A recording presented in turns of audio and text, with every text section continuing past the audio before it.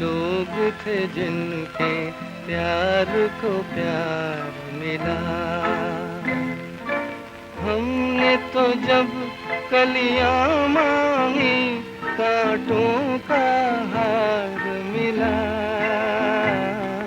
7 दशक पुराना सोज का ये नगमा फिर से गूंज रहा है। 8 से 10 अगस्त तक गुरुदत्त की फिल्में देश भर में दिखाई जा रही हैं। मौका उनकी जन्मशती का है। गुरुदत्त की सारी फिल्मों के आईपी राइट्स जो है वो हमारे पास है और हमने बहुत समय पहले से 6-7 महीने पहले से ही ये प्रोग्राम शुरू कर दिया था कि अभी इनके 100 वर्ष आने वाले हैं, तो उसके अंदर में हम उनको कुछ ट्रिब्यूट करें, उनकी जो फिल्में हैं उसको हम लोगों के लिए स्क्रीन करें। 50 और 60 के दशकों में गुरुदत्त की फिल्में सिनेमा का नया व्याकरण बनाती रहीं। रोशनी और छाया के बीच जादू रचता उनका कैमरा सिनेमा को कविता में बदल देता था।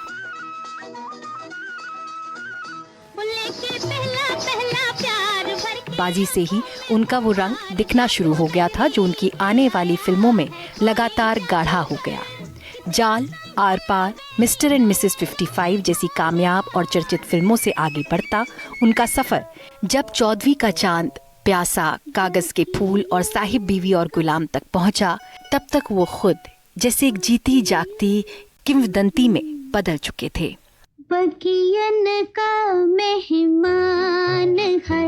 उनकी रचना धर्मिता, कहानियों को लेके, संगीत को लेके उनकी जो सेंसिटिविटी थी उनकी सारी फिल्मों में नजर आती है। जो किरदार वो गढ़ते थे, जो कहानियां उसके आसपास घूमते थे, सारी अद्भुत होती थी। तो गुरुदत्त ने बहुत सारे एक्सपेरिमेंट कथा के तौर पर, संगीत के तौर पर और अपने निर्देशन के तौर पर, टेक्निकली और कंटेंट वाइज दोनों ही बहुत अद्भुत किए। गुरुदत्त इसलिए महान थे क्योंकि वो कालजयी फिल्मकार हैं।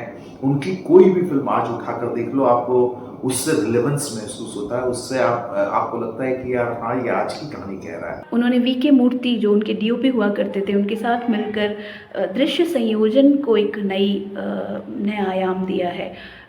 लाइट और शेड का बहुत ही क्रिएटिव इस्तेमाल उनके सिनेमा का हिस्सा है और बहुत सबल पक्ष माना जाता है।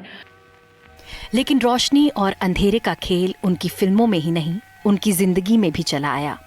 9 जुलाई 1925 बेंगलुरु में जन्मे गुरुदत्त का नाम वसंत कुमार शिव शंकर पादुकोण रखा गया। 3 साल उन्होंने उदय शंकर के स्कूल में नृत्य की शिक्षा ली, फिर प्रभात स्टूडियो से जुड़े। उनकी फिल्में रोमांटिक होते हुए भी जिंदगी की हकीकत को बहुत मार्मिकता से बयां करती थी। उनकी फिल्में दुनिया की महान फिल्मों में गिनी गई। कागज के फूल और प्यासा को द टाइम्स ने 20वीं सदी की 100 बेहतरीन फिल्मों के बीच रखा। खुद गुरुदत्त को CNN ने एशिया के 25 महानतम अभिनेताओं में माना।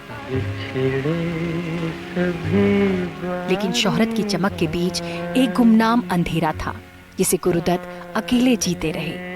एक रात महज 39 साल की उम्र में वो चल दिए।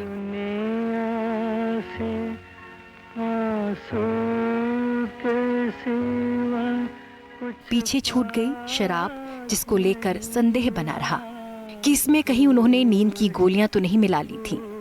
वो फिल्में जिनमें उन्हें काम करना था, मसलन के आसिफ की लव एंड गॉड, वो योजनाएं जो पूरी नहीं हो सकी और मुरीदों का वो हुजूम जो लगातार बड़ा होता जा रहा है। और इस नए दौर में भी उनकी पुरानी फिल्में देख चकित होता रहता है। Bureau report, NDTV India.